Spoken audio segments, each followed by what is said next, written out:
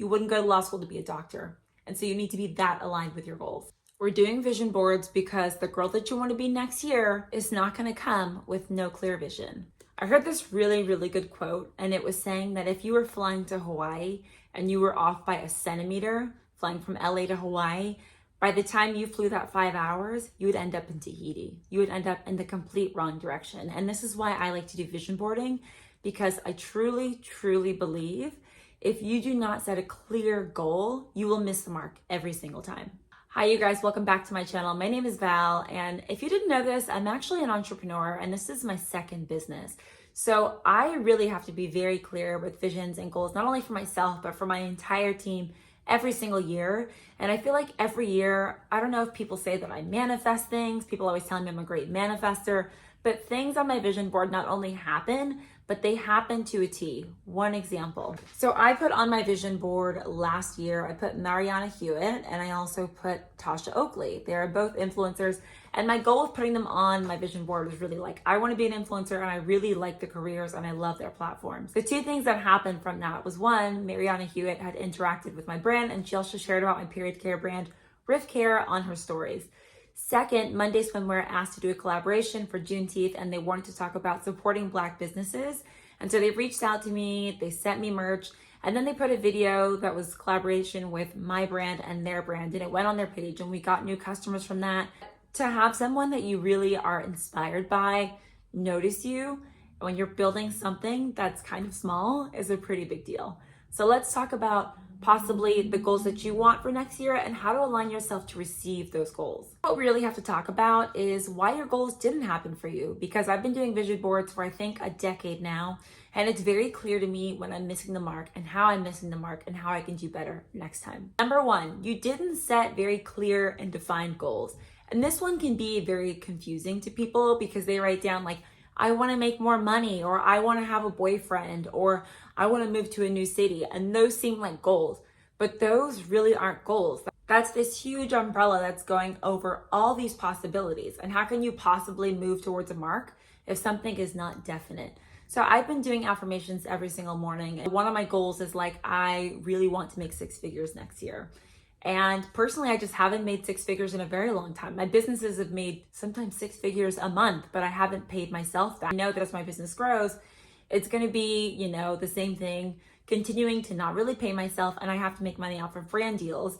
And I also know that I want to raise money for my company, and we want to quadruple our income next year so that I can start to pay myself, I would say, like a livable wage. But I'm very specifically writing down in my affirmations, I am a successful entrepreneur and creator who makes $100,000 a year.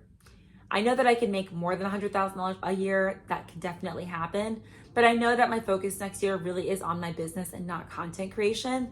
So I'm just putting, I'm a successful entrepreneur that makes $100,000 a year and content creator. Another thing about detailed goals, let me just show you this really fast. I went working towards my forever home. And then I put a picture of Gwyneth Paltrow in this beautiful kitchen. So I put on my vision board that I wanted to get a house, but I didn't say how much I wanted it to be. I didn't set my budget. Like there was nothing really except for I wanted a house. And so I've been being extremely intentional about the fact that I do want to move out of Los Angeles. I want to move to Southern California somewhere. And I'm like, Orange County is it. I'm now even being like, okay, I want to live in a certain part of Orange County. I'm looking up houses and I'm saving them. So I am now being super specific.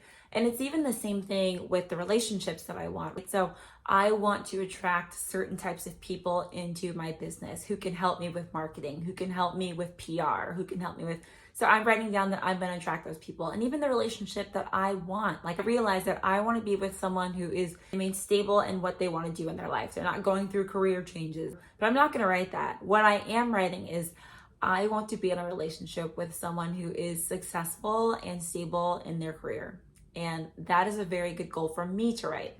Your goals can look completely different, but I do think that we generally all want the same things, right? Like we want to be able to afford different things and have travel for many of us and be able to be really healthy. So you can even bracket what you want these goals to be: health, wellness, relationships, travel, etc. And then you can start to set extremely specific goals. Like if it's travel, you can put, I want to go to Iceland and Italy in the next 24 months. For travel, for example, I know that I want to go back to Europe in 2024. I'm putting London, flying into London, going to Italy and all these other places. And of course, I make plans and God has other plans, but I know generally where I want to get myself, and then I'm open to where else God will get me. Number 2 is that your habits didn't align with your goals.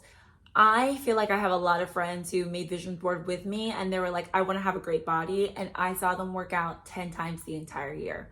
And you have to be so disciplined with your goals. I think that's one thing that I am really good at is self-discipline. This year I did lose 10 pounds and I really did want to lose it because I gained weight on birth control. I just knew that I, one, had to get off the medication. So goal number 1 was to get off it successfully. So once I got out of my relationship, I got off birth control. 2 was I switched out my supplements and I just started eating less at night and I started having a lighter breakfast.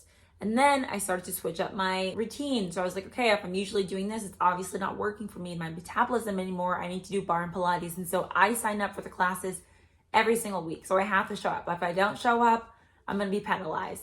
So not only did I set my goals, but I aligned all of my actions from the time I wake up, I know what I'm supposed to do, to when I go to sleep.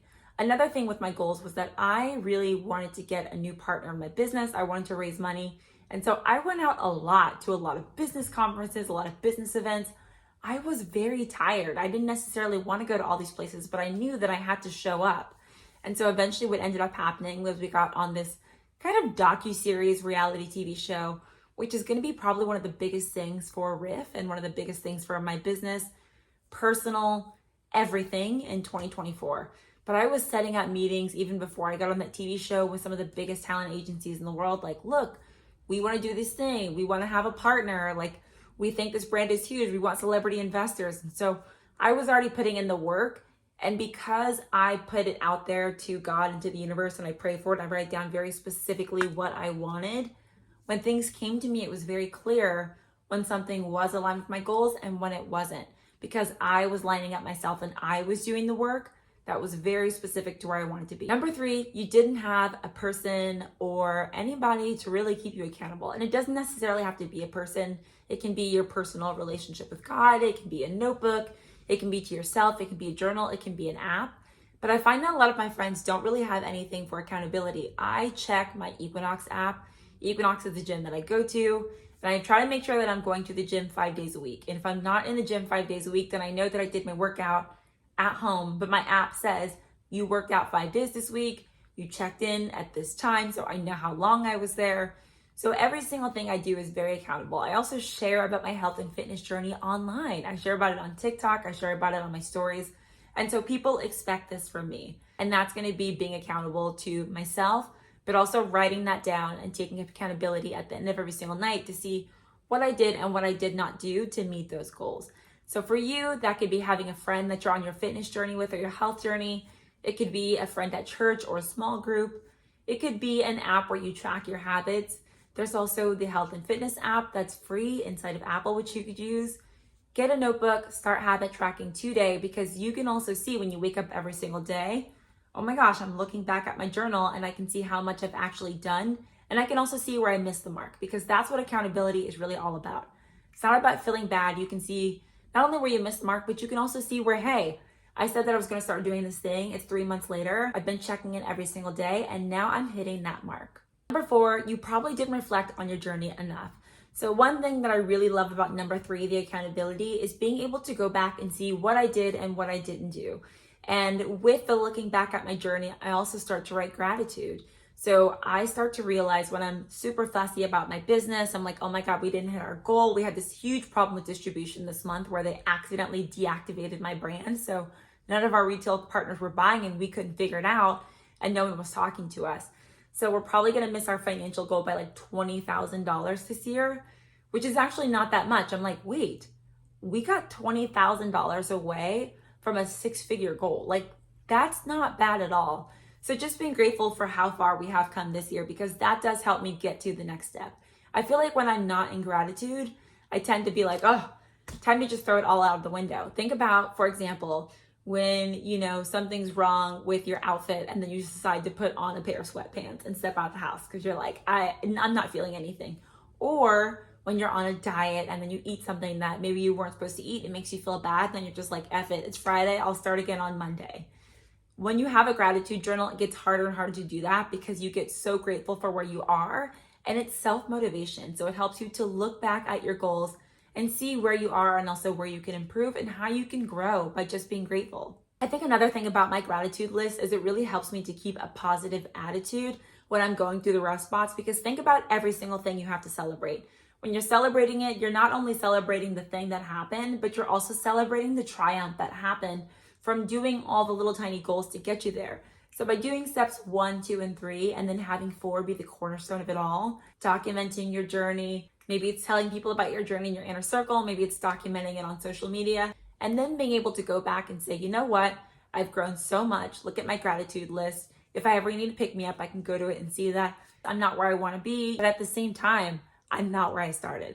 So that's it. I really hope that this helped you. If you go to my TikTok, there's another breakdown of my full vision board and a little bit more about it. But I really want you to take this year to not only make the vision board, but also make it come to life. Marianna Hewitt also did a really, really good podcast on how she sets her goals for the year. So go and check that out, because she gives an even more in-depth analysis on how she meets her goals and how she breaks them down. And I think it's actually fantastic. Thanks so much for watching, and make sure to like this video for more content.